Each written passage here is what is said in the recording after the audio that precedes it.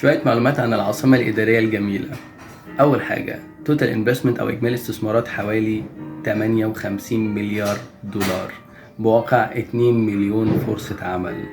المستهدف للاستثمارات الأجنبية فيها إنها تجذب أكتر من 40% من الاستثمار الأجنبي في مصر كلها.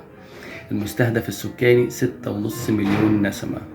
حاليا دلوقتي بيناقشوا قرار ان هي تكون منطقة ألف ذات امتيازات جمركية وذات امتيازات ضريبية. ارتفاع مساحات الرقعة الخضراء، مساحات الخضراء، ارتفاع عدد الأمطار الإدارية، كل ده بتعمله العاصمة الإدارية.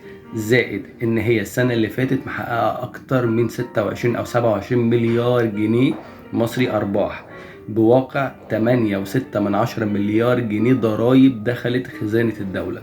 العاصمة الإدارية قد أو أكبر من مساحة دولة سنغافورة.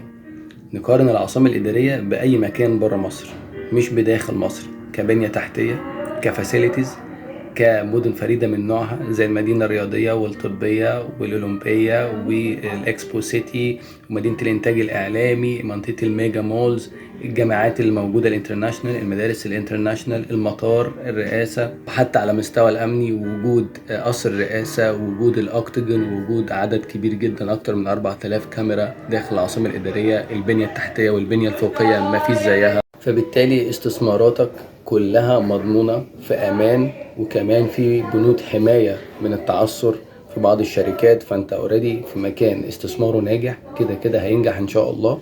مش مرتبط بسياسة معينة، لان العاصمة الإدارية هي عبارة عن 3 هيئات: هيئة المجتمعات العمرانية، هيئة أراضي القوات المسلحة، وهيئة الخدمة الوطنية أو الخدمة المدنية. فبالتالي هي أصلا شركة وهتطرح قريب في البورصة، في مناقشة إنها ممكن تطرح كمان في البورصة. فبالتالي في فرص استثمارية كأسهم وفرص استثمارية كعقار على أرض الواقع، فما تترددش كتير، مفيش زيها في مصر. وتاني حاجة، لو عايز تقارنها قارنها ببره مصر. شكرا.